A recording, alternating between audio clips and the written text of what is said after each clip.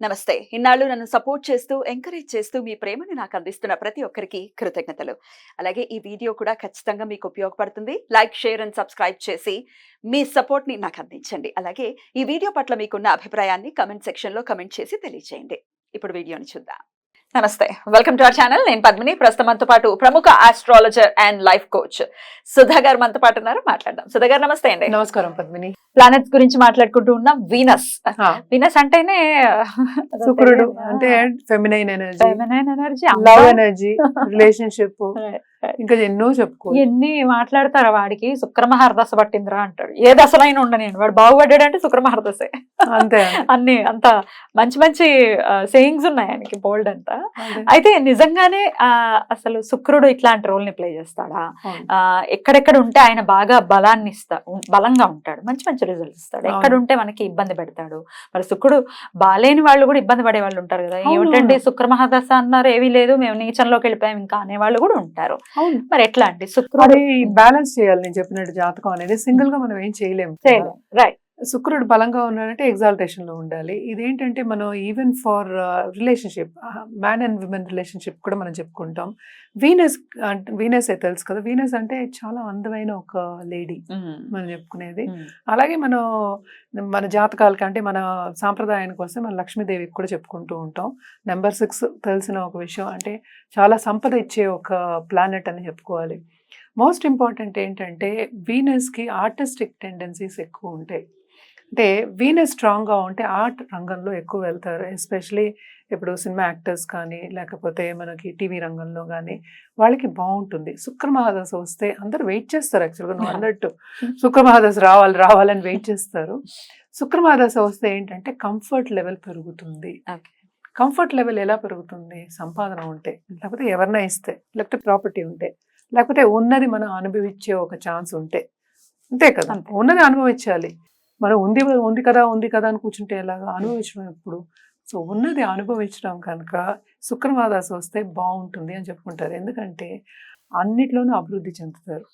Even అక్కడ ఫ్యామిలీలోనూ, plus ఇప్పుడు business ఉన్నా లేకపోతే ఏ రంగంలో ఉన్నా కూడా బాగుంటుంది అని చెప్పడానికి. అది ఎప్పుడు అవుతుంది? శుక్రుడు స్ట్రాంగ్గా ఉన్నప్పుడు. స్ట్రాంగ్గా అంటే ఏంటి? లగ్నం బట్టి చెప్పాలి. సో వీనస్ ఎక్కడ ఎగ్జాల్టేషన్ మనకు తెలుసు, మీనంలో ఎగ్జాల్టేషన్ అవుతుంది అంటే జూపిటర్ హౌస్లో, అంటే అది ఎక్స్పాండ్ అవుతుంది. అలాగే స్పిరిచువాలిటీ కూడా ఇస్తాడు శుక్రుడు. కనెక్షన్ వస్తుంది కదా, అది కూడా వస్తుంది అనమాట. ఎక్కడైనా బ్యాలెన్స్ అవుతుంది అది. సో అన్నీ ఉంటాయి మనలో, మనం ఏది జాగృతం చేస్తాం అది వస్తుంది మనకి. బట్ శుక్రమహాదశలో బేసిక్గా ఏంటంటే ఉన్నది అనుభవించడం, కంఫర్ట్ లెవెల్. ఇప్పుడు చదివే వాళ్ళు కూడా చాలా మంది ఏంటంటే చాలా బాగా చదువుతూ ఉంటారు, కష్టపడి చదివే వాళ్ళు ఉంటారు కదా, సడన్ గా ఆగిపోతారు. ఎందుకు ఆగుతారు? శుక్రమహాదశ వచ్చింది. ఓకే, ఆగడం అంటే ఏంటి? కొంచెం కష్టపడడం తగ్గిస్తారు. ఇప్పుడు ఎంజాయ్ చేయి అనేది ఇందులోకి వస్తారు. అంతే కదా. ఇప్పుడు ఏంటంటే ఫిజికల్ గా బాగుంటారు, చూడడానికి చాలా బాగుంటారు, అందంగా ఉంటారు. సో వాళ్ళకి ఏం కావాలంటే వాళ్ళ దగ్గరికి వస్తుంది. ఇంకేంటి? కాంప్లసెన్సీ వస్తుంది. ఇది న్యాచురల్ కోర్స్ ఆఫ్ ఈవెంట్స్. ఎవరు జాతకం చూసి చెప్పక్కర్లేదు. అది కాంప్లసెన్సీ వచ్చిందంటే ఏముంటుంది? సర్లే నాకు ఇంతే వస్తుంది అనుకున్న ఒక కాంప్లసెన్సీ వస్తుంది అనమాట. ఎలాగో వస్తుందిగా అన్నది కూడా కాంప్లసెన్సీ కదా. సో అలాంటివి ఇస్తాడంటే comfort level, even balanced mind ఇస్తాడు. మనకి తెలుసు గురు, అసుర గురు అయినా గురువే. అవును, 100%. సో అన్నీ ఇస్తాడు అనమాట. సో బాగుంటుంది శుక్రదశ అని చెప్పడానికి. అది కూడా 20 ఏళ్ళు. ఏమంటే రవి స్టార్స్ ఏం పాపం చేశారండి? 100 ఏళ్ళకి కానీ శుక్రమహారదశ, మరి ఎట్లా వాళ్ళకి? అంటే 120 years కి వాళ్ళు డివైడ్ చేశారు. అంతే కదా. ఇది వరకు 120 years ఉండే వాళ్ళు కనుక వాళ్ళు డివైడ్ చేస్తారు. ఇప్పుడు ఉండట్లేదు. రాదు కదా దశ, రాదు. మరి ఎట్లా అంతర్దశలు ఏమైనా ఇంపాక్ట్ చూపిస్తుంటాయి? చాలా ఇంపాక్ట్ చూపిస్తుంది శుక్రుడు అంతర్దశ. కానీ శుక్రుడు ఎక్కడ ఉన్నాడో దాన్ని బట్టి మనం చెప్పడం అనేది జరుగుతుంది. దాని మనం రెమెడియల్ మెషర్స్ కూడా చేయొచ్చు. ఏంటంటే ఇక్కడ ఇన్ అసోసియేషన్ ప్లస్ ఏ స్థానంలో ఉన్నాడు అనేది వెరీ ఇంపార్టెంట్. ఓకే, వీనస్ మనకి తెలిసి ఎగ్జాల్టేషన్ ఏమో మీనంలో అవుతారు, మనకేమో కన్యలో ఏమో డెబిలిటేషన్ అవుతుంది. కానీ వీనస్ ఎగ్జాల్టేషన్ అయినా కూడా if the house is negative houses, let's say 3, 6, 8 అలాంటి హౌసెస్, ఎస్పెషల్లీ 6 and 8 houses, అదేమో కంప్లీట్ నెగేట్ చేస్తుంది. అంటే ఏంటంటే ఆ థింకింగ్ పవర్ అనేది ఎలా ఉంటుందంటే యూతల్ వాళ్ళని ఇబ్బంది పెడతాం, బాధ పెడతాం అనేది. మన జాతకాల్లో చూస్తున్నప్పుడు కూడా పెళ్ళికి మళ్ళా కారకుడు మనం శుక్రుడిని చెప్పుకుంటూ ఉంటాము. అవును. సో శుక్రుడు ఏంటంటే బ్లెస్సింగ్ ఉండాలి, ఎందుకంటే గురువే కదా, మరి గురు బ్లెస్సింగ్ ఉండాలి. కానీ ఇక్కడ నెగిటివ్ పాజిటివ్ మనం చూసుకుంటాం అంటే కొంచెం నెగిటివ్ ట్రైట్స్ ఎక్కువ చెప్పుకుంటాం. ఎందుకంటే జూపిటర్ అన్న ఆయన దేవగురు, ఈయన అసుర గురు. మరి న్యాచురల్లీ ఏంటంటే వాళ్ళని మేనేజ్ చేయాలి, అసురుని మేనేజ్ చేయాలి అంటే ఆ బెంట్ ఆఫ్ మైండ్ అనేది డిఫరెంట్గా ఉండాలి. ఇప్పుడు మంచి వాళ్ళని మేనేజ్ చేయడం చాలా ఈజీ, వీళ్ళని ఎత్తుకి పై ఎత్తు వేయాలి కదా. అవును. సో అవన్నీ వస్తాయి అన్నమాట. సో యూతల్ వాళ్ళని ఎట్లాగా తీయగా మాట్లాడి ఎట్లాగా మేనేజ్ చేయగలం, ఎందుకంటే విమెనే ఇచ్చాం మనం రూపం కూడా, ఫీమేల్ క్యారెక్టరిస్టిక్స్ ఇచ్చున్నాం అనమాట. సో ఎలా మేనేజ్ చేయాలి యూతల్ వాళ్ళని, ఎలాగా ఏంటంటే ముందొకటి ఇంట్లో ఒకటి, ఇంట్లో వీధిలో రామయ్య ఏదో అంటారు, కృష్ణయ్య అంటూ ఉంటారు కదా. సో అది జనరల్ స్టేట్మెంట్, అలాంటి రకాలు ఉంటారు అనమాట. అంటే డబుల్ మైండెడ్నెస్ ఎక్కువ ఉంటుంది, డబుల్ టంగ్డ్ అంటాం కదా, అది కూడా ఎక్కువ ఉంటుంది. ఇవన్నీ ఏంటంటే జాతకాలు చూసినప్పుడు అర్థం అవుతుంది, ఇదంతా ఎక్స్పీరియన్స్ తో మనకి తెలుస్తుంది కూడా అనమాట.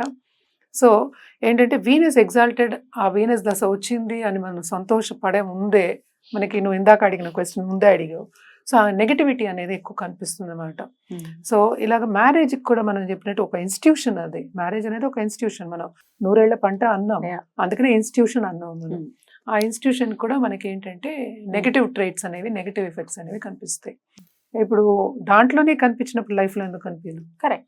మరి బలోపేతం చేసుకోవాలంటే ఎట్లాంటి రెమెడీస్ చేసుకోవాలి? జనరల్ గా అయితే మనం చెప్పేది ఏంటంటే, మనం జెమ్ స్టోన్స్ చెప్తాం, మనం వజ్రాలు చెప్తాం, డైమండ్స్ 20 cents నుంచి, నేను క్యారెట్స్ చెప్పట్లా, 20 cents నుంచి 20 cents నుంచి వేసుకోవాలి. అండ్ ఆల్సో ఏంటంటే మనం ఎక్కువ చెప్పేది పసిడిలోనే చెప్తూ ఉంటాం అనమాట.